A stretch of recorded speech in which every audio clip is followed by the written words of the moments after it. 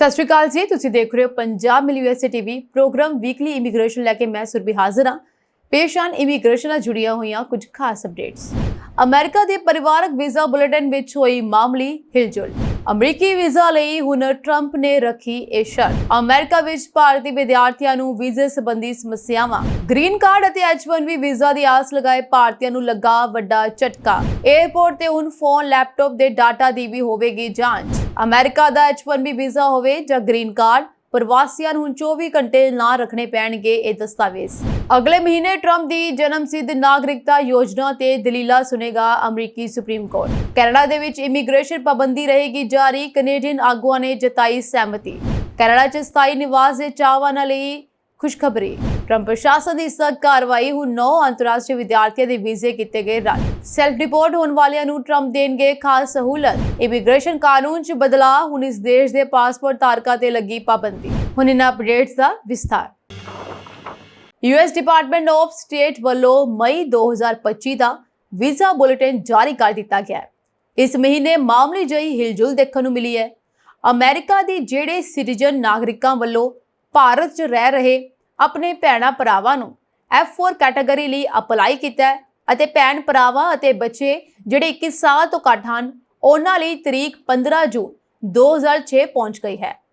US citizen ਦੇ ਵਿਆਹੇ ਹੋਏ ਬੱਚੇ ਤੇ ਉਹਨਾਂ ਦੇ ਅੱਗੇ ਛੋਟੇ ਬੱਚੇ ਯਾਨੀ ਕਿ F3 ਕੈਟਾਗਰੀ ਲਈ ਜਿਨ੍ਹਾਂ ਨੇ ਅਪਲਾਈ ਕੀਤਾ ਹੈ ਉਹਨਾਂ ਦੀ ਤਰੀਕ 1 ਅਪ੍ਰੈਲ 2011 ਤੇ ਸਥਿਰ ਹੈ। ਗ੍ਰੀਨ ਕਾਰਡ ਹੋਲਡਰ ਵੱਲੋਂ ਅਪਲਾਈ ਕੀਤੇ 21 ਸਾਲ ਤੋਂ ਵੱਧ ਉਮਰ ਦੇ ਬੱਚੇ ਜੋ ਕਿ F2B ਕੈਟਾਗਰੀ ਨਾਲ ਸੰਬੰਧਿਤ ਹਨ, ਅਰਜ਼ੀਕਾਰਾਂ ਦੀ ਉਡੀਕ ਮਿਤੀ ਇਸ ਵੇਲੇ 22 ਜੁਲਾਈ 2016 ਚੱਲ ਰਹੀ ਹੈ। ਸੋ ਗ੍ਰੀਨ ਕਾਰਡ ਹੋਲਡਰ ਪਤੀ ਪਤਨੀ ਦੇ 21 ਸਾਲ ਤੋਂ ਘੱਟ ਬੱਚੇ ਜਿਹੜੇ ਕਿ F2A ਕੈਟਾਗਰੀ 'ਚ ਆਉਂਦੇ ਹਨ ਉਹਨਾਂ ਦੀ ਤਰੀਕ 1 ਜਨਵਰੀ 2022 ਚੱਲ ਰਹੀ ਹੈ। ਅਮਰੀਕਨ ਸਿਟੀਜ਼ਨ ਦੇ ਅਣਵਿਆਹੇ ਬੱਚੇ ਜਿਹੜੇ ਕਿ 21 ਸਾਲ ਤੋਂ ਵੱਧ ਹਨ ਜਿਹੜੇ ਕਿ F1 ਕੈਟਾਗਰੀ 'ਚ ਆਉਂਦੇ ਹਨ ਉਹਨਾਂ ਦੀ ਸਮਾਂ ਸੂਚੀ 15 ਮਾਰਚ 2016 ਦਰਸਾ ਰਹੀ ਹੈ। ਨੈਸ਼ਨਲ ਵੀਜ਼ਾ ਸੈਂਟਰ ਵੱਲੋਂ ਇੰਟਰਵਿਊ ਦਾ ਸਮਾਂ F4 ਕੈਟਾਗਰੀ ਲਈ 1 ਅਕਤੂਬਰ 2006 ਤੋਂ ਪਹਿਲਾਂ ਅਪਲਾਈ ਹੋਏ ਅਰਜ਼ੀਕਾਰਾਂ ਤੋਂ ਪੇਪਰ ਮੰਗੇ ਜਾ ਰਹੇ ਹਨ। ਸੋ F3 ਕੈਟਾਗਰੀ ਲਈ 22 ਜੁਲਾਈ 2012, F2B ਕੈਟਾਗਰੀ ਲਈ 1 ਜਨਵਰੀ 2017, F2A ਕੈਟਾਗਰੀ ਲਈ 1 ਫਰਵਰੀ 2025 ਅਤੇ F1 ਕੈਟਾਗਰੀ ਲਈ 1 ਸਤੰਬਰ 2017 ਵਾਲਿਆਂ ਕੋਲੋਂ ਸਪੋਰਟਿੰਗ ਪੇਪਰ ਮੰਗਵਾਏ ਜਾ ਰਹੇ ਹਨ। ਅਮਰੀਕਾ ਦਾ ਵੀਜ਼ਾ ਅਪਲਾਈ ਕਰਨ ਵਾਲਿਆਂ ਲਈ ਇਹ ਖਬਰ ਬਹੁਤ ਇੰਪੋਰਟੈਂਟ ਹੈ। ਹਾਲ ਹੀ ਵਿੱਚ ਅਮਰੀਕਾ ਦੀ ਡੋਨਲਡ ਟਰੰਪ ਸਰਕਾਰ ਨੇ ਇੱਕ ਨਵਾਂ ਆਦੇਸ਼ ਜਾਰੀ ਕੀਤਾ ਹੈ ਜਿਸ ਦੇ ਤਹਿਤ ਕਿਹਾ ਗਿਆ ਹੈ ਕਿ ਅਮਰੀਕੀ ਵੀਜ਼ਾ ਲਈ ਅਪਲਾਈ ਕਰਨ ਵਾਲੇ ਸਾਰੇ ਲੋਕਾਂ ਦੇ ਸੋਸ਼ਲ ਮੀਡੀਆ ਖਾਤਿਆਂ ਦੀ ਜਾਂਚ ਕੀਤੀ ਜਾਵੇਗੀ। ਅਮਰੀਕੀ ਵਿਦੇਸ਼ ਵਿਭਾਗ ਦੇ ਰਿਕਾਰਡ ਅਨੁਸਾਰ ਟਰੰਪ ਸਰਕਾਰ ਅਮਰੀਕੀ ਵੀਜ਼ਾ ਲਈ ਅਪਲਾਈ ਕਰਨ ਵਾਲੇ ਲੋਕਾਂ ਦੇ ਸੋਸ਼ਲ ਮੀਡੀਆ ਖਾਤਿਆਂ ਦੀ ਜਾਂਚ ਕਰੇਗੀ ਜੋ 1 ਜਨਵਰੀ 2007 ਤੋਂ ਬਾਅਦ ਗਾਜ਼ਾ ਪੱਟੀ ਵਿੱਚ ਆਏ ਜਾਂ ਰਹਿ ਚੁੱਕੇ ਹਨ। ਸੋ ਇਹ ਨਿਯਮ ਉਹਨਾਂ ਸਾਰੇ ਵੀਜ਼ਾ ਬਿਨੇਕਾਰਾਂ ਤੇ ਲਾਗੂ ਹੋਵੇਗਾ ਜੋ ਜਾਂ ਤਾਂ 2007 ਤੋਂ ਬਾਅਦ ਗਾਜ਼ਾ ਪੱਟੀ ਗਏ ਜਾਂ ਇਸ ਸਮੇਂ ਦੌਰਾਨ ਉੱਥੇ ਰਹਿ ਰਹੇ ਹਨ। ਇਹਨਾਂ ਵਿੱਚ ਵਿਦਿਆਰਥੀ, ਸੈਲਾਨੀ, ਡਿਪਲੋਮੈਟ ਅਤੇ ਸਰਕਾਰੀ ਅਧਿਕਾਰੀ ਵੀ ਸ਼ਾਮਲ ਹਨ। ਨਵੇਂ ਨਿਯਮਾਂ ਤਹਿਤ ਟਵਿੱਟਰ, ਇੰਸਟਾਗ੍ਰਾਮ, ਫੇਸਬੁੱਕ ਸਮੇਤ ਬਿਨੇਕਾਰਾਂ ਦੇ ਸਾਰੇ ਸੋਸ਼ਲ ਮੀਡੀਆ ਖਾਤਿਆਂ ਦੀ ਜਾਂਚ ਕੀਤੀ ਜਾਵੇਗੀ ਕਿ ਕੀ ਉਹਨਾਂ ਦੀਆਂ ਗਤੀਵਿਧੀਆਂ ਜਾਂ ਬਿਆਨ ਅਮਰੀਕਾ ਦੀ ਸੁਰੱਖਿਆ ਲਈ ਖਤਰਾ ਤਾਂ ਨਹੀਂ। ਦੱਸਿਆ ਜਾ ਰਿਹਾ ਹੈ ਕਿ ਜੇਕਰ ਸੋਸ਼ਲ ਮੀਡੀਆ ਤੇ ਕਿਸੇ ਵੀ ਤਰ੍ਹਾਂ ਦੀ ਸ਼ੱਕੀ ਜਾਂ ਇਤਰਾਜ਼ਯੋਗ ਸਮੱਗਰੀ ਪਾਈ ਜਾਂਦੀ ਹੈ ਤਾਂ ਬਿਨੇਕਾਰਾਂ ਨੂੰ ਅੰਦਰੂਨੀ ਜਾਂਚ ਦਾ ਸਾਹਮਣਾ ਕਰਨਾ ਪਵੇਗਾ ਜਿਸ ਤੋਂ ਬਾਅਦ ਇਹ ਫੈਸਲਾ ਕੀਤਾ ਜਾਵੇਗਾ ਕਿ ਬਿਨੇਕਾਰ ਨੂੰ ਵੀਜ਼ਾ ਦੇਣਾ ਸੁਰੱਖਿਅਤ ਹੈ ਜਾਂ ਨਹੀਂ। ਟਰੰਪ ਸਰਕਾਰ ਦੀ ਇਹ ਨਵੀਂ ਨੀਤੀ ਉਹਨਾਂ ਦੇ ਪਹਿਲੇ ਕਾਰਜਕਾਲ ਦੌਰਾਨ ਸ਼ੁਰੂ ਕੀਤੇ ਗਏ ਸਖਤ ਵੀਜ਼ਾ ਸਕਰੀਨਿੰਗ ਨਿਯਮਾਂ ਦਾ ਹਿੱਸਾ ਹੈ। ਇਹ ਨਵਾਂ ਆਦੇਸ਼ ਗਾਜ਼ਾ ਨੂੰ ਧਿਆਨ ਵਿੱਚ ਰੱਖਦੇ ਹੋਏ ਲਿਆ ਗਿਆ ਹੈ ਕਿਉਂਕਿ ਟਰੰਪ ਪ੍ਰਸ਼ਾਸਨ ਦਾ ਮੰਨਣਾ ਹੈ ਕਿ ਇਸ ਖੇਤਰ ਨਾਲ ਜੁੜੇ ਲੋਕਾਂ ਲਈ ਸੰਭਾਵੀ ਤੌਰ ਤੇ ਸੁਰੱਖਿਆ ਖਤਰਾ ਪੈਦਾ ਹੋ ਸਕਦਾ ਹੈ। ਸੋ ਹਮਾਸ ਨੇ 2007 ਚ ਗਾਜ਼ਾ ਪੱਟੀ ਤੇ ਕਬਜ਼ਾ ਕੀਤਾ ਸੀ। ਅਮਰੀਕਾ ਹਮਾਸ ਨੂੰ ਅੱਤਵਾਦੀ ਸੰਗਠਨ ਮੰਨਦਾ ਹੈ। ਟਰੰਪ ਪ੍ਰਸ਼ਾਸਨ ਦਾ ਦਾਅਵਾ ਹੈ ਕਿ ਗਾਜ਼ਾ ਵਿੱਚ ਰਹਿਣ ਵਾਲੇ ਜਾਂ ਆਉਣ ਵਾਲੇ ਲੋਕ ਹਮਾਸ ਜਾਂ ਹੋਰ ਅੱਤਵਾਦੀ ਸਮੂਹਾਂ ਤੋਂ ਪ੍ਰਭਾਵਿਤ ਹੋ ਸਕਦੇ ਹਨ। ਅਮਰੀਕੀ ਸਰਕਾਰ ਦਾ ਮੰਨਣਾ ਹੈ ਕਿ ਸੋਸ਼ਲ ਮੀਡੀਆ ਦੀ ਜਾਂਚ ਦੇ ਜ਼ਰੀਏ ਇਹ ਪਤਾ ਲਗਾਇਆ ਜਾ ਸਕਦਾ ਹੈ ਕਿ ਕੋਈ ਬਿਨੇਕਾਰ ਅੱਤਵਾਦੀ ਗਤੀਵਿਧੀਆਂ 'ਚ ਸ਼ਾਮਲ ਹੈ, ਹਮਾਸ ਦਾ ਸਮਰਥਕ ਹੈ ਜਾਂ ਅਮਰੀਕਾ ਵਿਰੋਧੀ ਵਿਚਾਰਧਾਰਾ ਨਾਲ ਜੁੜਿਆ ਹੋਇਆ ਹੈ। ਜੇਕਰ ਅਜਿਹਾ ਹੈ ਤਾਂ ਉਸ ਨੂੰ ਅਮਰੀਕਾ ਆਉਣ ਦੀ ਇਜਾਜ਼ਤ ਨਹੀਂ ਦਿੱਤੀ ਜਾਵੇਗੀ। ਵਿਦੇਸ਼ ਮੰਤਰਾਲੇ ਨੇ ਕਿਹਾ ਹੈ ਕਿ ਅਮਰੀਕਾ ਵਿੱਚ ਭਾਰਤੀ ਅਧਿਕਾਰੀ ਵਿਦਿਆਰਥੀ ਦੇ ਵੀਜ਼ਾ ਰੱਦ ਕਰਨ ਅਤੇ ਵੀਜ਼ਿਆਂ ਦੀ ਮਿਆਦ ਵਧਾਉਣ ਦੇ ਨਾਲ ਸੰਬੰਧਿਤ ਮੁੱਦਿਆਂ ਵਿੱਚ ਸਹਾਇਤਾ ਕਰਨ ਲਈ ਭਾਰਤੀ ਵਿਦਿਆਰਥੀਆਂ ਦੇ ਸੰਪਰਕ ਵਿੱਚ ਹਨ।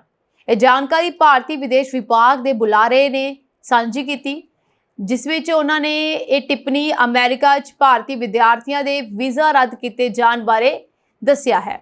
ਸੋ ਜੈਸਵਾਲ ਯਾਨੀ ਕਿ ਰਣਧੀਰ ਜੈਸਵਾਲ ਵੱਲੋਂ ਜਾਣਕਾਰੀ ਦਿੱਤੀ ਗਈ ਹੈ। ਉਹਨਾਂ ਨੇ ਕਿਹਾ ਕਿ ਉਹਨਾਂ ਨੂੰ ਪਤਾ ਹੈ ਕਿ ਕਈ ਭਾਰਤੀ ਵਿਦਿਆਰਥੀਆਂ ਨੇ ਉਹਨਾਂ ਦੇ F1 ਵੀਜ਼ਾ ਸਥਿਤੀ ਬਾਰੇ ਅਮਰੀਕੀ ਸਰਕਾਰ ਨਾਲ ਸੰਚਾਰ ਕੀਤਾ। ਅਸੀਂ ਮਾਮਲੇ ਦੀ ਜਾਂਚ ਕਰ ਰਹੇ ਹਾਂ, ਉਹਨਾਂ ਨੇ ਕਿਹਾ ਕਿ ਸਾਡਾ ਦੂਤਾਵਾਸ ਅਤੇ ਕੰਸੂਲੇਟ ਸਹਾਇਤਾ ਪ੍ਰਦਾਨ ਕਰਨ ਲਈ ਵਿਦਿਆਰਥੀਆਂ ਦੇ ਸੰਪਰਕ ਵਿੱਚ ਹਨ।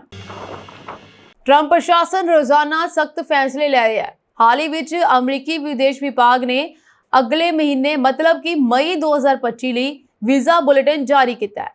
ਇਹ ਬੁਲੇਟਿਨ H1B ਅਤੇ ਗ੍ਰੀਨ ਕਾਰਡ ਦੀ ਉਮੀਦ ਕਰ ਰਹੇ ਭਾਰਤੀਆਂ ਲਈ ਵੱਡਾ ਝਟਕਾ ਹੈ। ਬੁਲੇਟਿਨ ਵਿੱਚ ਕਿਹਾ ਗਿਆ ਹੈ ਕਿ ਭਾਰਤੀਆਂ ਲਈ ਰੋਜ਼ਗਾਰ ਆਧਾਰਿਤ ਪੰਜਵੀਂ ਤਰਜੀਹ ਯਾਨੀ ਕਿ EB5 ਸ਼੍ਰੇਣੀ ਵਿੱਚ ਤੇਜ਼ੀ ਨਾਲ ਗਿਰਾਵਟ ਆਈ ਹੈ। ਭਾਰਤ EB5 ਅਨਰਾਖਵੀਂ ਸ਼੍ਰੇਣੀ ਵਿੱਚ 6 ਮਹੀਨਿਆਂ ਤੋਂ ਵੱਧ ਪਿੱਛੇ ਚਲਾ ਗਿਆ ਹੈ। ਇਸ ਦਾ ਮਤਲਬ ਹੈ ਕਿ ਹੁਣ ਗ੍ਰੀਨ ਕਾਰਡ ਪ੍ਰਾਪਤ ਕਰਨ ਵਿੱਚ ਹੋਰ ਦੇਰੀ ਹੋਵੇਗੀ। ਪਹਿਲਾਂ ਇਹ ਸ਼੍ਰੇਣੀ ਕਾਰਜਸ਼ੀਲ ਸੀ, ਜਿਸ ਨਾਲ ਭਾਰਤੀਆਂ ਨੂੰ ਬਿਨਾਂ ਕਿਸੇ ਦੇਰੀ ਦੇ ਗ੍ਰੀਨ ਕਾਰਡ ਲਈ ਅਰਜ਼ੀ ਦੇਣ ਦੀ ਆਗਿਆ ਮਿਲਦੀ ਸੀ। ਹੁਣ ਸਿਰਫ ਉਹੀ ਲੋਕ ਅੱਗੇ ਵਧਣਗੇ ਜਿਨ੍ਹਾਂ ਦੀ ਤਰਜੀਹੀ ਮਿਤੀ 1 ਮਈ 2019 ਤੋਂ ਪਹਿਲਾਂ ਦੀ ਹੈ। ਬਾਕੀ ਰਹਿੰਦੇ ਬਿਨੇਕਾਰ ਵੱਧਦੇ ਬੈਕਲੌਗ ਵਿੱਚ ਫਸ ਜਾਣਗੇ। ਸੋ EB1 ਅਤੇ EB2 ਸ਼੍ਰੇਣੀ ਮਈ ਵੀਜ਼ਾ ਬੁਲੇਟਿਨ ਅਨੁਸਾਰ ਰੋਜ਼ਗਾਰ ਆਧਾਰਿਤ ਪਹਿਲੀ ਪਸੰਦ ਜੋ ਹੈ EB1, ਇਹ ਸ਼੍ਰੇਣੀ ਵਿੱਚ ਕੋਈ ਬਦਲਾਅ ਨਹੀਂ ਹੈ। ਭਾਰਤ ਲਈ EB1 ਕਟ ਆਫ ਮਿਤੀ ਫਰਵਰੀ 2022 ਹੈ। ਚੀਨ ਦੇ ਲਈ ਇਹ 8 ਨਵੰਬਰ 2022 ਹੈ, ਜਦਕਿ ਬਾਕੀ ਸਾਰੇ ਦੇਸ਼ਾਂ ਲਈ EB1 ਸ਼੍ਰੇਣੀ ਅਜੇ ਵੀ ਕਿਰਿਆਸ਼ੀਲ ਹੈ। ਰੋਜ਼ਗਾਰ ਆਧਾਰਿਤ ਦੂਜੀ ਤਰਜੀਹ ਜੋ ਹੈ EB2 ਸ਼੍ਰੇਣੀ, ਇਸ ਵਿੱਚ ਕੋਈ ਬਦਲਾਅ ਨਹੀਂ ਹੈ। ਭਾਰਤ ਦੀ ਕਟ ਆਫ ਮਿਤੀ 1 ਜਨਵਰੀ 2013 ਸਥਿਰ ਹੈ। ਚੀਨ ਦੀ EB2 ਕਟ ਆਫ ਮਿਤੀ 1 ਅਕਤੂਬਰ 2020 ਹੈ। ਇਨ੍ਹਾਂ ਤੋਂ ਇਲਾਵਾ ਬਾਕੀ ਸਾਰੇ ਦੇਸ਼ਾਂ ਲਈ EB2 ਕਟ ਆਫ 22 ਜੂਨ 2023 ਹੈ। ਸੋ ਉਸ ਤੋਂ ਬਾਅਦ ਸ਼੍ਰੇਣੀਆਂ ਆਉਂਦੀਆਂ EB3, EB4 ਅਤੇ EB5 ਸ਼੍ਰੇਣੀ। ਰੋਜ਼ਗਾਰ ਆਧਾਰਿਤ ਤੀਜੀ ਪਸੰਦ ਜੋ ਹੈ EB3 ਸ਼੍ਰੇਣੀ। ਇਸ ਲਈ ਭਾਰਤ ਦੀ ਕਟ ਆਫ ਮਿਤੀ ਨੂੰ ਥੋੜਾ ਵਧਾ ਕੇ 15 ਅਪ੍ਰੈਲ 2013 ਕਰ ਦਿੱਤਾ ਗਿਆ। ਚੀਨ ਲਈ ਕੋਈ ਬਦਲਾਅ ਨਹੀਂ ਹੈ ਅਤੇ ਇਹ ਨਵੰਬਰ 2020 ਹੈ। ਅਮਰੀਕਾ ਦੇ ਹੋਰ ਸਾਰੇ ਦੇਸ਼ਾਂ ਲਈ EB3 ਕਟ ਆਫ ਮਿਤੀ 1 ਜਨਵਰੀ 2023 ਨੂੰ ਫ੍ਰੀਜ਼ ਕੀਤੀ ਗਈ ਹੈ। ਸੋ EB3 ਹੋਰ ਕਾਮੇ ਸ਼੍ਰੇਣੀ ਦੇ ਤਹਿਤ ਭਾਰਤ ਲਈ ਕਟ ਆਫ ਮਿਤੀ 15 ਅਪ੍ਰੈਲ 2013 ਹੈ, ਜੋ ਕਿ EB3 ਵਾਂਗ ਹੀ ਹੈ। ਚੀਨ ਦੀ ਕਟ ਆਫ ਮਿਤੀ ਅਪ੍ਰੈਲ 2017 ਹੈ। ਬਾਕੀ ਦੇਸ਼ਾਂ ਲਈ EB3 ਹੋਰ ਵਰਕਰਸ ਕਟ ਆਫ ਮਿਤੀ 2021 ਹੈ। ਸੋ ਰੋਜ਼ਗਾਰ ਆਧਾਰਿਤ ਚੌਥੀ ਸ਼੍ਰੇਣੀ ਦੀ ਗੱਲ ਕਰਾਂਗੇ। ਸੋ ਉਹ ਤਰਜੀਹ ਹੈ EB4 ਸ਼੍ਰੇਣੀ, ਜੋ ਸਾਰੇ ਦੇਸ਼ਾਂ ਲਈ ਉਪਲਬਧ ਹੈ। ਇਸ ਵਿੱਤੀ ਸਾਲ ਲਈ ਇਸ ਸ਼੍ਰੇਣੀ ਦੇ ਸਾਰੇ ਪ੍ਰਵਾਸੀ ਵੀਜ਼ੇ ਵਰਤੇ ਗਏ ਹਨ। ਇਸ ਲਈ ਇਹ 1 ਅਕਤੂਬਰ 2025 ਨੂੰ ਨਵੇਂ ਵਿੱਤੀ ਸਾਲ ਦੀ ਸ਼ੁਰੂਆਤ ਤੱਕ ਉਪਲਬਧ ਨਾ ਰਹਿਣ ਦੀ ਸੰਭਾਵਨਾ ਹੈ। EB5 ਸ਼੍ਰੇਣੀ ਵਿੱਚ ਭਾਰਤ ਦੀ ਅਨਰਾਖਵੀਂ ਕਟ ਆਫ ਮਿਤੀ ਜੋ ਹੈ ਉਹ ਹੈ 1 ਮਈ 2019 ਤੱਕ ਪਿੱਛੇ ਤੱਕ ਦਿੱਤੀ ਗਈ ਹੈ। ਸੋ ਯਾਨੀ ਕਿ 1 ਮਈ 2019 ਤੱਕ ਇਹ ਬਹੁਤ ਪਿੱਛੇ ਕਰ ਦਿੱਤੀ ਗਈ ਹੈ। ਚੀਨ ਦੀ ਅਨਰਾਖਵੀਂ ਕਟ ਆਫ ਮਿਤੀ ਇਸ ਵਿੱਚ 22 ਜਨਵਰੀ 2014 ਨਿਰਧਾਰਿਤ ਹੈ। ਦੈਨ ਵਾਰੀ ਆਉਂਦੀ ਹੈ EB5। ਹੋਰ ਸਾਰੀਆਂ EB5 ਸ਼੍ਰੇਣੀਆਂ ਅਤੇ ਦੇਸ਼ਾਂ ਲਈ ਕਿਰਿਆਸ਼ੀਲ ਰਹਿੰਦਾ ਹੈ, ਯਾਨੀ ਕਿ EB5 ਸ਼੍ਰੇਣੀਆਂ ਬਾਕੀ ਦੇਸ਼ਾਂ ਲਈ ਕਿਰਿਆਸ਼ੀਲ ਰਹਿੰਦਾ ਹੈ। ਇੱਥੇ ਦੱਸ ਦਈਏ ਕਿ US citizenship and immigration services ਵਿਦੇਸ਼ੀ ਨਾਗਰਿਕਾਂ ਤੋਂ ਰੋਜ਼ਗਾਰ ਆਧਾਰਿਤ ਸਥਿਤੀ ਸਮਾਯੋਜਨ ਅਰਜ਼ੀਆਂ ਨੂੰ ਸਵੀਕਾਰ ਕਰੇਗੀ, ਜਿਨ੍ਹਾਂ ਦੀ ਤਰਜੀਹ ਮਿਤੀ ਮਈ ਵੀਜ਼ਾ ਬੁਲੇਟਿਨ ਵਿੱਚ ਸੂਚੀਬੱਧ ਅੰਤਿਮ ਕਾਰਵਾਈ ਮਿਤੀ ਤੋਂ ਪਹਿਲਾਂ ਦੀ ਹੈ। ਅਮਰੀਕਾ ਜਾਣ ਦੇ ਚਾਹਵਾਨਾਂ ਲਈ ਇੱਕ ਬੇहद ਅਹਿਮ ਖਬਰ ਸਾਹਮਣੇ ਆ ਰਹੀ ਹੈ, ਜਿੱਥੇ ਹੁਣ 에ਅਰਪੋਰਟ ਤੇ ਇਮੀਗ੍ਰੇਸ਼ਨ ਦੌਰਾਨ ਯਾਤਰੀਆਂ ਦੇ ਮੋਬਾਈਲ ਤੇ ਲੈਪਟਾਪ ਵਰਗੇ ਇਲੈਕਟ੍ਰੋਨਿਕ ਗੈਜਟ ਚੈੱਕ ਕੀਤੇ ਜਾ ਰਹੇ ਹਨ। ਹਾਲਾਂਕਿ ਇਹ ਚੈਕਿੰਗ ਸਿਰਫ ਵਿਦੇਸ਼ੀ ਹੀ ਨਹੀਂ, ਸਗੋਂ ਅਮਰੀਕੀ ਨਾਗਰਿਕ ਵੀ ਇਸ ਜਾਂਚ ਦੇ ਘੇਰੇ ਵਿੱਚ ਆ ਰਹੇ ਹਨ। ਇਹ ਜਾਂਚ 에ਅਰਪੋਰਟ, ਬੰਦਰਗਾਹ ਆਦਿ ਵਰਗੀਆਂ ਥਾਵਾਂ ਤੇ ਕਿਤੇ ਵੀ ਹੋ ਸਕਦੀ ਹੈ। ਸਭ ਤੋਂ ਵੱਡੀ ਗੱਲ ਇਹ ਹੈ ਕਿ ਇਸ ਜਾਂਚ ਲਈ ਅਧਿਕਾਰੀਆਂ ਨੂੰ ਕਿਸੇ ਤਰ੍ਹਾਂ ਦੇ ਵਾਰੰਟ ਦੀ ਵੀ ਲੋੜ ਨਹੀਂ ਹੈ। इस जांच अनुसार कस्टम एंड बॉर्डर प्रोटेक्शन अधिकारी आके यात्रियों के फोन, लैपटॉप ਜਾਂ ਟੈਬਲੇਟ ਆਦਿ ਦੀ ਜਾਂਚ ਕਰਦੇ ਹਨ। ਜੇਕਰ ਡਿਵਾਈਸ ਲੌਕਡ ਹੈ ਤਾਂ ਉਸ ਦਾ ਪਾਸਵਰਡ ਪੁੱਛ ਕੇ ਉਸ ਵਿਚਲੇ ਕੰਟੈਂਟ ਦੀ ਜਾਂਚ ਕੀਤੀ ਜਾਂਦੀ ਹੈ। ਇਸ ਤੋਂ ਇਲਾਵਾ ਉਕਤ ਅਧਿਕਾਰੀ ਫੋਨ ਦੇ ਡਾਟਾ ਨੂੰ ਕਾਪੀ ਵੀ ਕਰ ਸਕਦੇ ਹਨ। ਜੇਕਰ ਕਿਸੇ ਤੇ ਸ਼ੱਕ ਹੋਵੇ ਤਾਂ ਹੋਰ ਜ਼ਿਆਦਾ ਐਡਵਾਂਸਡ ਚੈਕਿੰਗ ਲਈ ਅਧਿਕਾਰੀ ਕੋਲ ਇੱਕ ਵੈਲਿਡ ਕਾਰਨ ਵੀ ਹੋਣਾ ਚਾਹੀਦਾ ਹੈ ਕਿ ਆਖਿਰ ਉਹ ਕਿਉਂ ਉਸ ਵਿਅਕਤੀ ਦੇ ਫੋਨ ਜਾਂ ਹੋਰ ਗੈਜਟ ਦੀ ਚੈਕਿੰਗ ਕਰਨਾ ਚਾਹੁੰਦੇ ਹਨ। विदेशी यात्री ਨੂੰ ਆਪਣੇ ਫੋਨ ਦਾ ਪਾਸਵਰਡ ਪੁੱਛੇ ਜਾਣ ਤੇ ਦੱਸਣਾ ਪਵੇਗਾ, ਜਦ ਕਿ ਅਮਰੀਕੀ ਨਾਗਰਿਕਾਂ ਕੋਲ ਸੁਣਵਾਈ ਦਾ ਹੱਕ ਹੈ ਤੇ ਉਹ ਸੁਣਵਾਈ ਤੋਂ ਪਹਿਲਾਂ ਪਾਸਵਰਡ ਨਾ ਦੱਸਣਾ ਚਾਹਣ ਤਾਂ ਉਹ ਅਜਿਹਾ ਕਰ ਸਕਦੇ ਹਨ। ਸੋ ਅਧਿਕਾਰੀਆਂ ਦੇ ਅਨੁਸਾਰ ਇਸ ਜਾਂਚ ਦਾ ਮੁੱਖ ਮਕਸਦ ਇਹੀ ਹੈ ਕਿ ਯਾਤਰੀਆਂ ਦੇ ਫੋਨ ਜਾਂ ਲੈਪਟਾਪ 'ਚ ਕੋਈ ਅਜਿਹੀ ਡਿਟੇਲ ਤਾਂ ਨਹੀਂ ਜਿਸ ਨਾਲ ਦੇਸ਼ ਦੀ ਸੁਰੱਖਿਆ ਖਤਰੇ 'ਚ ਪੈ ਸਕਦੀ ਹੈ ਜਾਂ ਉਕਤ ਯਾਤਰੀ ਨੇ ਕੋਈ ਜ਼ੁਲਮ ਤਾਂ ਨਹੀਂ ਕੀਤਾ। ਇਸ ਤੋਂ ਇਲਾਵਾ ਜੇਕਰ ਇਸ ਡਾਟਾ 'ਚ ਕੋਈ ਵੀ ਗੜਬੜੀ ਨਹੀਂ ਪਾਈ ਜਾਂਦੀ ਤਾਂ ਇਹ ਡਾਟਾ 1 ਦਿਨ ਬਾਅਦ ਡਿਲੀਟ ਕਰ ਦਿੱਤਾ ਜਾਵੇਗਾ। ਅਮਰੀਕਾ 'ਚ ਡੋਨਾਲਡ ਟਰੰਪ ਪ੍ਰਸ਼ਾਸਨ ਨੇ ਇੱਕ ਨਵਾਂ ਨਿਯਮ ਲਾਗੂ ਕੀਤਾ ਹੈ, ਜਿਸ ਅਨੁਸਾਰ ਹਰ ਪ੍ਰਵਾਸੀ ਭਾਵੇਂ ਉਹ ਕਾਨੂੰਨੀ ਵੀਜ਼ਾ ਜਿਵੇਂ ਕਿ H1B ਜਾਂ ਵਿਦਿਆਰਥੀ ਵੀਜ਼ਾ ਤੇ ਹੋਵੇ, ਹੁਣ ਆਪਣੇ ਕਾਨੂੰਨੀ ਦਸਤਾਵੇਜ਼ 24 ਘੰਟੇ ਆਪਣੇ ਕੋਲ ਰੱਖਣਗੇ। ਸੋ ਇਹ ਨਿਯਮ 11 ਅਪ੍ਰੈਲ ਤੋਂ ਲਾਗੂ ਹੋ ਗਿਆ ਹੈ। ਇਹ ਨਿਯਮ ਟਰੰਪ ਦੇ ਹੁਕਮ ਪ੍ਰੋਟੈਕਟਿੰਗ ਦ ਅਮਰੀਕਨ ਪੀਪਲ ਅਗੇਂਸਟ ਇਨਵੇਜ਼ਨ ਤਹਿਤ ਲਾਗੂ ਕੀਤਾ ਗਿਆ, ਜਿਸ ਦਾ ਉਦੇਸ਼ ਅਮਰੀਕਾ ਵਿੱਚ ਗੈਰ ਕਾਨੂੰਨੀ ਪ੍ਰਵਾਸੀਆਂ ਤੇ ਕਾਰਵਾਈ ਕਰਨਾ ਹੈ। ਸੋ ਅਮਰੀਕੀ ਅਦਾਲਤ ਨੇ ਸਰਕਾਰ ਨੂੰ ਇਸ ਵਿਵਾਦਪੂਰਨ ਨਿਯਮ ਨੂੰ ਲਾਗੂ ਕਰਨ ਦੀ ਇਜਾਜ਼ਤ ਦੇ ਦਿੱਤੀ ਹੈ। ਇਸ ਨਿਯਮ ਤਹਿਤ ਅਮਰੀਕਾ 'ਚ ਗੈਰ ਕਾਨੂੰਨੀ ਤੌਰ ਤੇ ਰਹਿ ਰਹੇ ਪ੍ਰਵਾਸੀਆਂ ਨੂੰ ਸਰਕਾਰ ਕੋਲ ਰਜਿਸਟਰ ਕਰਵਾਉਣਾ ਪਵੇਗਾ ਅਤੇ ਦਸਤਾਵੇਜ਼ ਆਪਣੇ ਕੋਲ ਰੱਖਣੇ ਪੈਣਗੇ। ਇਹ ਅਮਰੀਕਾ ਦੇ ਰਾਸ਼ਟਰਪਤੀ ਡੋਨਾਲਡ ਟਰੰਪ ਵੱਲੋਂ ਅਮਰੀਕਾ 'ਚ ਗੈਰ ਕਾਨੂੰਨੀ ਇਮੀਗ੍ਰੇਸ਼ਨ ਨੂੰ ਰੋਕਣ ਲਈ ਲਏ ਗਏ ਤੇਜ਼ ਅਤੇ ਸਖਤ ਫੈਸਲੇ ਦੀ ਲੜੀ ਵਿੱਚ ਇੱਕ ਹੋਰ ਕਦਮ ਹੈ। ਟਰੰਪ ਪ੍ਰਸ਼ਾਸਨ ਦਾ ਉਦੇਸ਼ ਦੇਸ਼ ਤੋਂ ਗੈਰ ਕਾਨੂੰਨੀ ਤੌਰ ਤੇ ਰਹਿ ਰਹੇ ਲੱਖਾਂ ਲੋਕਾਂ ਨੂੰ ਬਾਹਰ ਕੱਢਣਾ ਹੈ। ਏਲੀਅਨ ਰਜਿਸਟ੍ਰੇਸ਼ਨ ਰਿਕੁਆਇਰਮੈਂਟ ਦੀਆਂ ਜੜ੍ਹਾਂ 1940 ਦੇ ਏਲੀਅਨ ਰਜਿਸਟ੍ਰੇਸ਼ਨ ਐਕਟ ਵਿੱਚ ਹਨ। ਸੋ ਉਸ ਸਮੇਂ ਵੀ ਅਮਰੀਕਾ 'ਚ ਰਹਿਣ ਵਾਲੇ ਪ੍ਰਵਾਸੀਆਂ ਨੂੰ ਰਜਿਸਟਰ ਕਰਨਾ ਪੈਂਦਾ ਸੀ, ਪਰ ਉਸ ਨਿਯਮ ਨੂੰ ਲਗਾਤਾਰ ਅਤੇ ਸਖਤੀ ਨਾਲ ਲਾਗੂ ਨਹੀਂ ਕੀਤਾ ਗਿਆ ਸੀ। ਹੁਣ ਨਵੇਂ ਨਿਯਮਾਂ ਤਹਿਤ ਇਸ ਰਜਿਸਟ੍ਰੇਸ਼ਨ ਦੀ ਸਖਤੀ ਨਾਲ ਨਿਗਰਾਨੀ ਕੀਤੀ ਜਾਵੇਗੀ ਅਤੇ ਪਾਲਣਾ ਨੂੰ ਯਕੀਨੀ ਬਣਾਇਆ ਜਾਵੇਗਾ। ਇਹ ਨਵਾਂ ਨਿਯਮ ਮੁੱਖ ਤੌਰ ਤੇ ਉਹਨਾਂ ਪ੍ਰਵਾਸੀਆਂ ਨੂੰ ਪ੍ਰਭਾਵਿਤ ਕਰਦਾ ਹੈ ਜੋ ਅਮਰੀਕਾ 'ਚ ਗੈਰ ਕਾਨੂੰਨੀ ਤੌਰ ਤੇ ਰਹਿ ਰਹੇ ਹਨ ਜਾਂ ਬਿਨਾਂ ਵੈਧ ਦਸਤਾਵੇਜ਼ਾਂ ਦੇ ਰਹਿ ਰਹੇ ਹਨ।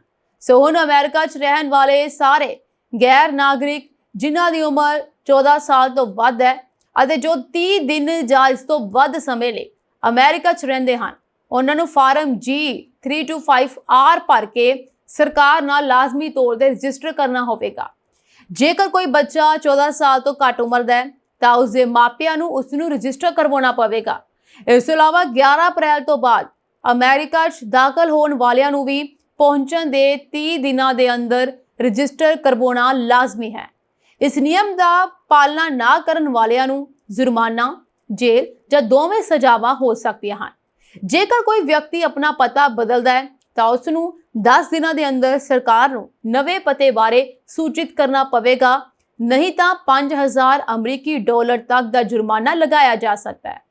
ਇਸ ਤੋਂ ਇਲਾਵਾ ਜਿਨ੍ਹਾਂ ਪ੍ਰਵਾਸੀਆਂ ਦੇ ਬੱਚੇ 14 ਸਾਲ ਦੇ ਹੋ ਰਹੇ ਹਨ, ਉਹਨਾਂ ਨੂੰ ਸਰਕਾਰ ਕੋਲ ਦੁਬਾਰਾ ਰਜਿਸਟਰ ਕਰਵਾਉਣਾ ਪਵੇਗਾ ਅਤੇ ਆਪਣੇ ਫਿੰਗਰਪ੍ਰਿੰਟ ਵੀ ਜਮ੍ਹਾਂ ਕਰਵਾਉਣੇ ਪੈਣਗੇ।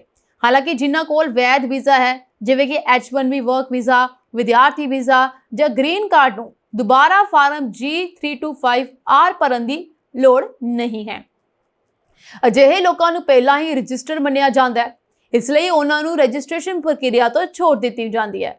ਇਸ ਦਾ ਮਤਲਬ ਹੈ ਕਿ ਭਾਰਤੀ ਨਾਗਰਿਕ ਜੋ H1B ਵੀਜ਼ਾ ਤੇ ਅਮਰੀਕਾ 'ਚ ਕੰਮ ਕਰ ਰਹੇ ਹਨ ਜਾਂ ਪੜ੍ਹਾਈ ਕਰ ਰਹੇ ਹਨ, ਉਹਨਾਂ ਵਿਦਿਆਰਥੀ ਜਿਨ੍ਹਾਂ ਵਿੱਚੋਂ ਭਾਰਤੀ ਵਿਦਿਆਰਥੀਆਂ ਦੀ ਗਿਣਤੀ ਬਹੁਤ ਜ਼ਿਆਦਾ ਹੈ, ਉਹਨਾਂ ਨੂੰ ਦੁਬਾਰਾ ਰਜਿਸਟਰ ਨਹੀਂ ਕਰਨਾ ਪਵੇਗਾ। ਹਾਲਾਂਕਿ ਉਹਨਾਂ ਨੂੰ ਆਪਣੇ ਵੈਧ ਦਸਤਾਵੇਜ਼ ਜਿਵੇਂ ਕਿ visa, passport, I-94 green card ਆਦਿ ਹਰ ਸਮੇਂ ਆਪਣੇ ਕੋਲ ਰੱਖਣੇ ਚਾਹੀਦੇ ਹਨ ਅਤੇ ਜਦੋਂ ਵੀ ਅਮਰੀਕੀ ਸਰਕਾਰੀ ਅਧਿਕਾਰੀਆਂ ਦੁਆਰਾ ਮੰਗ ਕੀਤੀ ਜਾਵੇ ਤਾਂ ਇਹਨਾਂ ਦਸਤਾਵੇਜ਼ਾਂ ਨੂੰ ਪੇਸ਼ ਕਰਨਾ ਚਾਹੀਦਾ ਹੈ।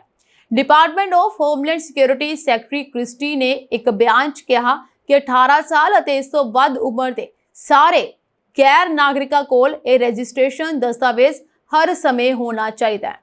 ਉਹਨਾਂ ਨੇ ਇਹ ਵੀ ਕਿਹਾ ਕਿ ਪ੍ਰਸ਼ਾਸਨ ਨੇ DHS ਨੂੰ ਇਸ ਨਿਯਮ ਦੀ ਸਖਤੀ ਨਾਲ ਪਾਲਣਾ ਕਰਨ ਦੇ ਨਿਰਦੇਸ਼ ਦਿੱਤੇ ਹਨ। ਹੁਣ ਤੋਂ ਕਿਸੇ ਨੂੰ ਵੀ ਪਾਲਣਾ ਨਾ ਕਰਨ ਤੇ ਸ਼ਰਨ ਨਹੀਂ ਮਿਲੇਗੀ। ਸੋ 2022 ਦੇ ਅੰਕੜਿਆਂ ਅਨੁਸਾਰ ਇਨ੍ਹਾਂ ਵਿੱਚੋਂ 2,20,000 ਭਾਰਤੀ ਗੈਰ ਕਾਨੂੰਨੀ ਤੌਰ ਤੇ ਰਹਿ ਰਹੇ ਹਨ, ਜੋ ਕਿ ਅਮਰੀਕਾ 'ਚ ਰਹਿ ਰਹੇ ਕੁੱਲ ਗੈਰ ਕਾਨੂੰਨੀ ਪ੍ਰਵਾਸੀਆਂ ਦਾ ਸਿਰਫ 2% ਹੈ। ਅਮਰੀਕੀ ਗ੍ਰਹਿ ਸੁਰੱਖਿਆ ਵਿਭਾਗ ਯਾਨੀ ਕਿ DHS ਨੇ ਸਪਸ਼ਟ ਤੌਰ ਤੇ ਕਿਹਾ ਹੈ ਕਿ ਰਜਿਸਟ੍ਰੇਸ਼ਨ ਸਿਰਫ ਇਹ ਯਕੀਨੀ ਬਣਾਉਂਦੀ ਹੈ ਕਿ ਸਰਕਾਰ ਤੁਹਾਡੀ ਮੌਜੂਦਗੀ ਤੋਂ ਜਾਣੂ ਹੈ। ਜੇਕਰ ਤੁਹਾਡੇ ਕੋਲ ਸੰਯੁਕਤ ਰਾਜ ਅਮਰੀਕਾ 'ਚ ਰਹਿਣ ਲਈ ਵੈਧ ਦਸਤਾਵੇਜ਼ ਨਹੀਂ ਹਨ ਤਾਂ ਤੁਹਾਨੂੰ ਦੇਸ਼ ਤੋਂ ਕੱਢਿਆ ਜਾ ਸਕਦਾ ਹੈ।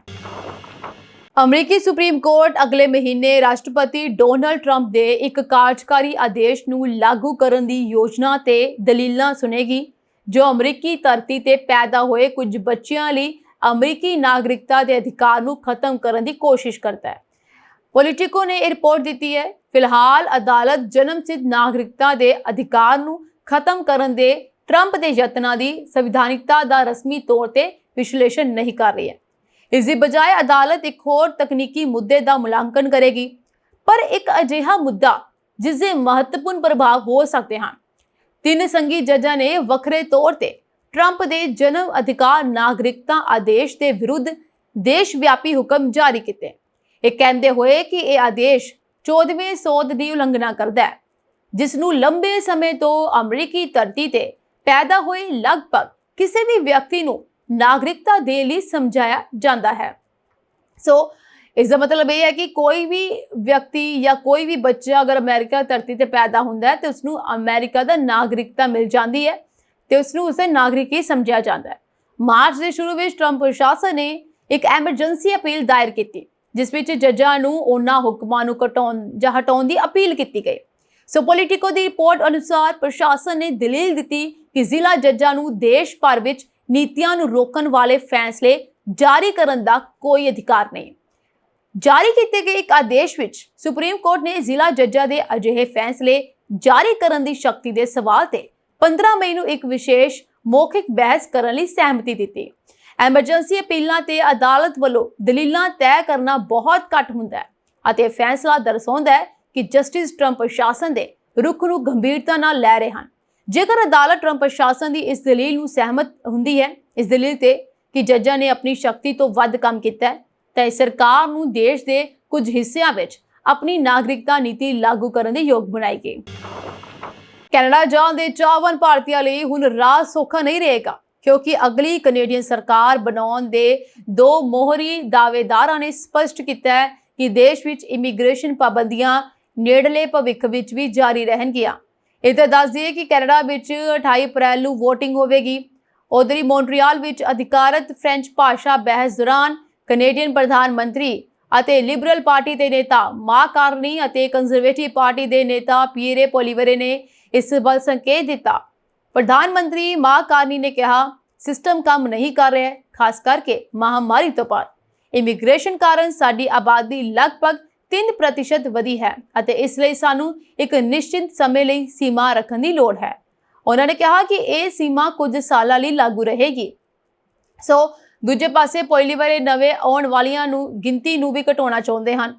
ਪੋਲੀਵਰ ਨੇ ਕਿਹਾ ਕਿ ਮੈਨੂੰ ਲੱਗਦਾ ਹੈ ਕਿ ਸਾਨੂੰ ਇਮੀਗ੍ਰੇਸ਼ਨ ਪੱਧਰਾਂ ਤੇ ਵਾਪਸ ਜਾਣਾ ਚਾਹੀਦਾ ਹੈ, ਜਿੱਥੇ ਆਬਾਦੀ ਕਦੇ ਵੀ ਘਰਾਂ, ਨੌਕਰੀਆਂ ਜਾਂ ਉਪਲਬਧ ਸਿਹਤ ਸੰਭਾਲ ਦੀ ਗਿਣਤੀ ਨਾਲੋਂ ਤੇਜ਼ੀ ਨਾਲ ਨਹੀਂ ਵੱਧਦੀ। ਇਸ ਬਹਿਸ 'ਚ ਅਮਰੀਕੀ ਰਾਸ਼ਟਰਪਤੀ ਡੋਨਾਲਡ ਟਰੰਪ ਦੇ ਕੈਨੇਡਾ ਵਿਰੁੱਧ ਟੈਰਿਫ ਸਮੇਤ ਉਹਨਾਂ ਦੀਆਂ ਧਮਕੀਆਂ ਦਾ ਮੁੱਦਾ ਹਾਵੀ ਰਿਹਾ। ਕੰਜ਼ਰਵੇਟਿਵ ਨੇਤਾ ਨੇ ਸਰਕਾਰ ਦੀਆਂ ਨੀਤੀਆਂ ਲਈ ਕਾਰਨੀ ਤੇ ਹਮਲਾ ਕਰਦੇ ਹੋਏ ਕਿਹਾ, ਕੋਈ ਵੀ ਡੋਨਾਲਡ ਟਰੰਪ ਦੇ ਫੈਸਲਿਆਂ ਨੂੰ ਕੰਟਰੋਲ ਨਹੀਂ ਕਰ ਸਕਦਾ, ਪਰ ਅਸੀਂ ਆਪਣੇ ਘਰੇਲੂ ਅਰਥਵਿਵਸਥਾ ਨੂੰ ਉਹਨਾਂ ਆਰਥਿਕ ਨੀਤੀਆਂ ਨੂੰ ਉਲਟਾ ਕੇ ਕੰਟਰੋਲ ਕਰ ਸਕਦੇ ਹਾਂ ਜੋ ਲਿਬਰਲਸ ਨੇ ਲਿਆਂਦੀਆਂ ਸਨ, ਜਿਨ੍ਹਾਂ ਨੇ ਸਾਡੀ ਆਰਥਿਕਤਾ ਨੂੰ ਕਮਜ਼ੋਰ ਕੀਤਾ।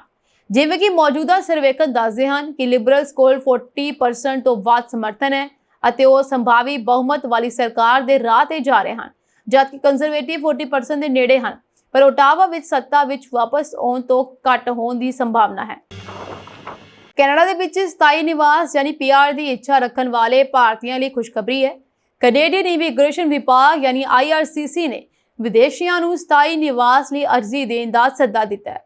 ਇਹ ਅਰਜ਼ੀਆਂ ਐਕਸਪ੍ਰੈਸ ਐਂਟਰੀ ਸਿਸਟਮ ਦੇ ਪ੍ਰੋਵਿੰਸ਼ਨਲ ਨਾਮਜ਼ਦ ਪ੍ਰੋਗਰਾਮ ਅਧੀਨ ਸਥਾਈ ਨਿਵਾਸ ਲਈ ਦਿੱਤੀਆਂ ਜਾਣਗੀਆਂ। ਕੈਨੇਡੀਅਨ ਸਰਕਾਰ ਹਰ 2 ਹਫ਼ਤਿਆਂ ਵਿੱਚ ਐਕਸਪ੍ਰੈਸ ਐਂਟਰੀ ਸਿਸਟਮ ਅਧੀਨ ਬਿਨੇਕਾਰਾਂ ਲਈ ਚੋਣ ਪ੍ਰੋਗਰਾਮ ਆਯੋਜਿਤ ਕਰਦੀ ਹੈ, ਪਰ ਇਸ ਵਾਰ ਐਕਸਪ੍ਰੈਸ ਐਂਟਰੀ ਡਰੋ ਦੇ ਨਤੀਜੇ ਬਹੁਤ ਦੇਰੀ ਨਾਲ ਆਏ ਹਨ। ਲਗਭਗ 1 ਮਹੀਨੇ ਦੀ ਉਡੀਕ ਤੋਂ ਬਾਅਦ IRCC ਯਾਨੀ ਇਮੀਗ੍ਰੇਸ਼ਨ, ਸ਼ਰਨਾਰਥੀ ਅਤੇ ਨਾਗਰਿਕਤਾ ਕੈਨੇਡਾ ਨੇ 14 ਅਪ੍ਰੈਲ ਨੂੰ ਪ੍ਰੋਵਿੰਸ਼ਨਲ ਨਾਮਜ਼ਦ ਪ੍ਰੋਗਰਾਮ ਲਈ ਅਰਜ਼ੀ ਦੇਣ ਲਈ 825 ਸੱਦੇ ਭੇਜੇ। ਆਖਰੀ ਐਕਸਪ੍ਰੈਸ ਐਂਟਰੀ ਡਰੋ 21 ਮਾਰਚ 2025 ਨੂੰ ਫ੍ਰੈਂਚ ਭਾਸ਼ਾ ਦੀ ਮਹਾਰਤ ਸ਼੍ਰੇਣੀ ਲਈ ਆਯੋਜਿਤ ਕੀਤਾ ਗਿਆ ਸੀ। ਆਖਰੀ ਪ੍ਰੋਵਿੰਸ਼ਨਲ ਨਾਮਜ਼ਦਗੀ ਸਮਾਗਮ 17 ਮਾਰਚ 2025 ਨੂੰ ਆਯੋਜਿਤ ਕੀਤਾ ਗਿਆ ਸੀ। ਸੋ ਵਿਦੇਸ਼ੀ ਨਾਗਰਿਕ ਜੋ ਕੈਨੇਡਾ ਵਿੱਚ ਪੱਕੇ ਤੌਰ ਤੇ ਰਹਿਣਾ ਚਾਹੁੰਦੇ ਹਨ, ਉਹ ਪ੍ਰੋਵਿੰਸ਼ਨਲ ਨਾਮਜ਼ਦ ਪ੍ਰੋਗਰਾਮ ਯਾਨੀ ਕਿ PNP ਰਾਹੀਂ ਕੈਨੇਡਾ ਵਿੱਚ ਸਥਾਈ ਨਿਵਾਸੀ ਦਰਜੇ ਲਈ ਅਰਜ਼ੀ ਦੇ ਸਕਦੇ ਹਨ। ਇਹ ਪ੍ਰੋਗਰਾਮ ਲੋਕਾਂ ਨੂੰ ਕਿਸੇ ਖਾਸ ਸੂਬੇ ਜਾਂ ਖੇਤਰ ਵਿੱਚ ਰਹਿਣ ਅਤੇ ਕੰਮ ਕਰਨ ਦੀ ਆਗਿਆ ਦਿੰਦਾ ਹੈ। ਸੋ ਕੈਨੇਡਾ ਦੇ ਵਿੱਚ ਸੂਬੇ ਅਤੇ ਪ੍ਰਦੇਸ਼ ਸੂਬਿਆਈ ਨਾਮਜ਼ਦ ਪ੍ਰੋਗਰਾਮ ਤਹਿਤ ਸਥਾਈ ਨਿਵਾਸ ਲਈ ਪ੍ਰਵਾਸੀਆਂ ਦੀ ਚੋਣ ਕਰ ਸਕਦੇ ਹਨ। ਇੱਥੇ ਦੱਸਦੇ ਕੈਨੇਡਾ ਵਿੱਚ ਕਈ ਵੱਖ-ਵੱਖ PNP ਸਟਰੀਮਾਂ ਹਨ। PNP ਉਮੀਦਵਾਰਾਂ ਦੀ ਚੋਣ ਸੂਬੇ ਵਿੱਚ ਨੌਕਰੀ ਦੀ ਪੇਸ਼ਕਸ਼ ਹੋਣ, ਕਿੱਤਿਆਂ ਵਿੱਚ ਕੰਮ ਕਰਨ, ਪਹਿਲਾ ਕੰਮ ਦਾ ਅਧਿਐਨ ਕਰਨ ਦਾ ਤਜਰਬਾ ਹੋਣ ਜਾਂ ਸੂਬੇ ਵਿੱਚ ਕਾਰੋਬਾਰ ਸ਼ੁਰੂ ਕਰਨ ਲਈ ਸਰੋਤ ਹੋਣ ਵਰਗੇ ਮਾਪਦੰਡਾਂ ਦੇ ਆਧਾਰ ਤੇ ਕਰਦਾ ਹੈ। ਕੈਨੇਡਾ ਦਾ ਸੰਘੀ ਪ੍ਰਸ਼ਾਸਨ ਬਿਨੇਕਾਰਾਂ ਨੂੰ ਉਮਰ, ਵਿਦਿਅਕ ਪਿਛੋਕੜ, ਰੋਜ਼ਗਾਰ ਇਤਿਹਾਸ ਅਤੇ ਭਾਸ਼ਾ ਦੀ ਮਹਾਰਤ ਵਰਗੇ ਤੱਤਾਂ ਦੇ ਅਨੁਸਾਰ ਛਾਂਟਣ ਲਈ ਵਿਆਪਕ ਦਰਜਾਬੰਦੀ ਪ੍ਰਣਾਲੀ ਦੀ ਵਰਤੋਂ ਕਰਦਾ ਹੈ। ਇਸ ਤੋਂ ਇਲਾਵਾ ਹਰੇਕ ਐਕਸਪ੍ਰੈਸ ਐਂਟਰੀ ਡਰੋ ਲਈ ਸੀਮਾਵਾਂ ਅਨੁਕੂਲ ਹੁੰਦੀਆਂ ਹਨ। ਡੋਨਾਲਡ ਟਰੰਪ ਪ੍ਰਸ਼ਾਸਨ ਅਮਰੀਕੀ ਸਿੱਖਿਆ ਸੰਸਥਾਵਾਂ ਤੇ ਸਖਤ ਕਾਰਵਾਈ ਕਰ ਰਿਹਾ ਹੈ। ਟਰੰਪ ਪ੍ਰਸ਼ਾਸਨ ਦੀਆਂ ਇਮੀਗ੍ਰੇਸ਼ਨ ਨੀਤੀਆਂ ਕਾਰਨ ਅਮਰੀਕਾ 'ਚ ਅੰਤਰਰਾਸ਼ਟਰੀ ਵਿਦਿਆਰਥੀਆਂ ਅਤੇ ਖੋਜੀਆਂ ਤੇ ਦਬਾਅ ਲਗਾਤਾਰ ਵਧ ਰਿਹਾ ਹੈ। ਹਾਲ ਹੀ ਵਿੱਚ ਅਮਰੀਕਾ ਦੀ ਵਕਾਰੀ ਸੰਸਥਾ ਮੈਸੇਚਿਉਸੇਟਸ ਇੰਸਟੀਚਿਊਟ ਆਫ ਟੈਕਨੋਲੋਜੀ ਵੀ ਇਸ ਕਾਰਵਾਈ ਦੀ ਲਪੇਟ ਵਿੱਚ ਆਈ, ਜਿੱਥੇ 9 ਅੰਤਰਰਾਸ਼ਟਰੀ ਵਿਦਿਆਰਥੀਆਂ ਅਤੇ ਖੋਜੀਆਂ ਦੇ ਵੀਜ਼ੇ ਰੱਦ ਕਰ ਦਿੱਤੇ ਗਏ। ਇਹ ਕਦਮ ਬਿਨਾਂ ਕਿਸੇ ਪੂਰਵ ਸੂਚਨਾ ਜਾਂ ਕਾਰਨ ਦੇ ਚੁੱਕਿਆ ਗਿਆ, ਜਿਸ ਕਾਰਨ ਅਕੈਡਮਿਕ ਜਗਤ ਵਿੱਚ ਡੂੰਘੀ ਚਿੰਤਾ ਪੈਦਾ ਹੋ ਗਈ। CBS ਦੀ ਇੱਕ ਰਿਪੋਰਟ ਅਨੁਸਾਰ ਹੁਣ ਤੱਕ ਟਰੰਪ ਪ੍ਰਸ਼ਾਸਨ ਨੇ ਅਮਰੀਕਾ ਦੀਆਂ 88 ਯੂਨੀਵਰਸਿਟੀਆਂ ਅਤੇ ਕਾਲਜਾਂ ਦੇ ਲਗਭਗ 530 ਵਿਦਿਆਰਥੀਆਂ, ਅਧਿਆਪਕਾਂ ਅਤੇ ਖੋਜੀਆਂ ਦੇ ਵੀਜ਼ੇ ਰੱਦ ਕਰ ਦਿੱਤੇ ਹਨ। ਇਹ ਆંકੜਾ ਸਿਰਫ ਇੱਕ ਪ੍ਰਸ਼ਾਸਕੀ ਨੀਤੀਗਤ ਤਬਦੀਲੀ ਦਾ ਨਤੀਜਾ ਨਹੀਂ ਜਾਪਦਾ, ਸਗੋਂ ਅਮਰੀਕੀ ਉੱਚ ਸਿੱਖਿਆ ਪ੍ਰਣਾਲੀ ਨੂੰ ਪ੍ਰਭਾਵਿਤ ਕਰਨ ਵਾਲੀ ਇੱਕ ਵਿਆਪਕ ਰਣਨੀਤੀ ਦਾ ਹਿੱਸਾ ਜਾਪਦਾ ਹੈ। MIT ਦੀ ਪ੍ਰਧਾਨ ਸੈਲੀ ਨੇ 14 ਅਪ੍ਰੈਲ ਨੂੰ ਇੱਕ ਅਧਿਕਾਰਤ ਪੱਤਰ ਵਿੱਚ ਇਸ ਘਟਨਾਕ੍ਰਮ ਤੇ ਆਪਣੀ ਨਾਰਾਜ਼ਗੀ ਜ਼ਾਹਰ ਕੀਤੀ। ਉਹਨਾਂ ਨੇ ਕਿਹਾ ਸਰਕਾਰ ਦੀਆਂ ਇਹ ਕਾਰਵਾਈਆਂ ਨਾ ਸਿਰਫ MIT ਦੇ ਕਾਰਜਾਂ ਨੂੰ ਖਤਰਾ ਹਨ, ਸਗੋਂ ਅਮਰੀਕਾ ਦੀ ਵਿਸ਼ਵ-ਵਿਆਪੀ ਵਿਗਿਆਨਕ ਲੀਡਰਸ਼ਿਪ ਸਥਿਤੀ ਨੂੰ ਵੀ ਕਮਜ਼ੋਰ ਕਰਦੀਆਂ ਹਨ। ਇਸ ਤੋਂ ਇਲਾਵਾ ਉਹਨਾਂ ਨੇ ਕਿਹਾ ਕਿ ਜਿਨ੍ਹਾਂ 9 ਮੈਂਬਰਾਂ ਦੇ ਵੀਜ਼ੇ ਰੱਦ ਕੀਤੇ ਗਏ ਹਨ, ਉਹਨਾਂ ਵਿੱਚ ਹਾਲ ਹੀ 'ਚ ਗ੍ਰੈਜੂਏਟ ਹੋਏ ਵਿਦਿਆਰਥੀ ਅਤੇ ਪੋਸਟ ਡਾਕਟਰਲ ਫੁੱਲ ਫੈਲੋ ਸ਼ਾਮਲ ਹਨ। ਅਮਰੀਕੀ ਰਾਸ਼ਟਰਪਤੀ ਡੋਨਾਲਡ ਟਰੰਪ ਨੇ ਕਿਹਾ ਕਿ ਉਹ ਦੇਸ਼ ਵਿੱਚ ਗੈਰ ਕਾਨੂੰਨੀ ਢੰਗ ਨਾਲ ਰਹਿ ਰਹੇ ਅਜਿਹੇ ਕਿਸੇ ਵੀ ਪ੍ਰਵਾਸੀ ਨੂੰ ਪੈਸੇ ਅਤੇ ਹਵਾਈ ਜਹਾਜ਼ ਦੀ ਟਿਕਟ ਦੇਣਾ ਚਾਹੁੰਦੇ ਹਨ ਜੋ ਸਵੈ ਦੇਸ਼ ਨਿਕਾਲੇ ਦੀ ਚੋਣ ਕਰਦਾ ਹੈ, ਅਤੇ ਨਾਲ ਹੀ ਇਹ ਵੀ ਕਿਹਾ ਕਿ ਜਿਹੜੇ ਲੋਕ ਚੰਗੇ ਹਨ ਉਹ ਉਹਨਾਂ ਲੋਕਾਂ ਨੂੰ ਅਮਰੀਕਾ 'ਚ ਵਾਪਸ ਲਿਆਉਣ ਲਈ ਕੰਮ ਕਰਨਾ ਚਾਹੁੰਦੇ ਹਨ। ਉਕਤ ਬਿਆਨ ਟਰੰਪ ਦੀ ਆਮ ਕੱਟੜਪੰਥੀ ਇਮੀਗ੍ਰੇਸ਼ਨ ਬਿਆਨਬਾਜ਼ੀ ਤੋਂ ਥੋੜਾ ਵੱਖਰਾ ਹੈ। ਟਰੰਪ ਜਿਸਨੇ ਵੱਡੇ ਪੱਧਰ ਤੇ ਦੇਸ਼ ਨਿਕਾਲਾ ਦੇਣ ਦੇ ਵਾਅਦੇ ਤੇ ਮੁਹਿੰਮ ਚਲਾਈ ਸੀ, ਉਸਨੇ ਪ੍ਰਸਾਰਿਤ ਹੋਏ ਫੋਕਸ ਨਾਲ ਇੱਕ ਇੰਟਰਵਿਊ ਵਿੱਚ ਕਿਹਾ ਕਿ ਉਹਨਾਂ ਦਾ ਪ੍ਰਸ਼ਾਸਨ ਇਸ ਸਮੇਂ ਦੇਸ਼ ਤੋਂ ਕਾਤਲਾਂ ਨੂੰ ਬਾਹਰ ਕੱਢਣ ਤੇ ਕੇਂਦਰਿਤ ਹੈ। ਨਾਲ ਹੀ ਉਸਨੇ ਕਿਹਾ ਕਿ ਪਰ ਅਮਰੀਕਾ ਵਿੱਚ ਗੈਰ ਕਾਨੂੰਨੀ ਤੌਰ ਤੇ ਰਹਿਣ ਵਾਲੇ ਹੋਰ ਲੋਕਾਂ ਲਈ ਉਹ ਇੱਕ ਸਵੈ ਦੇਸ਼ ਨਿਕਾਲੇ ਪ੍ਰੋਗਰਾਮ ਲਾਗੂ ਕਰਨ ਜਾ ਰਿਹਾ ਹੈ। ਟਰੰਪ ਨੇ ਯੋਜਨਾ ਬਾਰੇ ਕੁਝ ਵੇਰਵੇ ਪੇਸ਼ ਕੀਤੇ ਜਿਸ ਵਿੱਚ ਸਮਾਂ ਵੀ ਸ਼ਾਮਲ ਹੈ, ਪਰ ਕਿਹਾ ਹੈ ਕਿ ਅਮਰੀਕਾ ਪ੍ਰਵਾਸੀਆਂ ਨੂੰ ਹਵਾਈ ਕਿਰਾਇਆ ਅਤੇ ਇੱਕ ਵਜ਼ੀਫਾ ਪ੍ਰਦਾਨ ਕਰੇਗਾ। ਸੋ ਉਸਨੇ ਕਿਹਾ ਕਿ ਅਸੀਂ ਸਵੈ ਦੇਸ਼ ਨਿਕਾਲੇ ਦੀ ਇੱਕ ਯੋਜਨਾ ਚਲਾ ਰਹੇ ਹਾਂ ਅਤੇ ਅਸੀਂ ਇਸ ਨੂੰ ਲੋਕਾਂ ਲਈ ਆਰਾਮਦਾਇਕ ਬਣਾਉਣ ਜਾ ਰਹੇ ਹਾਂ। ਅਸੀਂ ਉਹਨਾਂ ਲੋਕਾਂ ਨਾਲ ਕੰਮ ਕਰਾਂਗੇ ਤਾਂ ਜੋ ਕਾਨੂੰਨੀ ਤੌਰ ਤੇ ਸਾਡੇ ਦੇਸ਼ ਵਿੱਚ ਵਾਪਸ ਆ ਸਕਣ। ਇਸ ਤੋਂ ਇਲਾਵਾ ਉਹਨਾਂ ਨੇ ਕਿਹਾ ਕਿ ਟਰੰਪ ਨਾਲ ਇੰਟਰਵਿਊ ਦੇ ਵਿੱਚ ਟਰੰਪ ਨੇ ਸਾਰੀ ਗੱਲਬਾਤ ਕੀਤੀ ਹੈ। ਇੱਥੇ ਦੱਸ ਦਈਏ ਕਿ ਟਰੰਪ ਨੇ ਆਪਣੇ ਕਾਰਜਕਾਲ ਦੇ ਪਹਿਲੇ ਸਾਲ ਵਿੱਚ 10 ਲੱਖ ਤੋਂ ਵੱਧ ਲੋਕਾਂ ਨੂੰ ਦੇਸ਼ ਨਿਕਾਲਾ ਦੇਣ ਦੀ ਯੋਜਨਾ ਬਣਾਈ ਹੈ। ਇਹ ਸਾਂਝੀ ਇਮੀਗ੍ਰੇਸ਼ਨ ਨਾਲ ਜੁੜੀਆਂ ਹੋਈਆਂ ਕੁਝ ਖਾਸ ਅਪਡੇਟਸ ਹੋਰ ਅਪਡੇਟਸ ਲੈ ਕੇ ਮੈਂ ਸੁਰਭੀ ਫਿਰ ਤੋਂ ਹਾਜ਼ਰ ਰਵਾਂਗੀ। ਤੁਸੀਂ ਬਨੇ ਰਹੋ ਸਾਡੇ channel Punjab mail USA TV ਦੇ ਨਾਲ। ਮੈਨੂੰ ਦਿਓ ਆਗਿਆ। ਤੁਹਾਡੇ ਸਭ ਦਾ ਬਹੁਤ ਬਹੁਤ ਧੰਨਵਾਦ।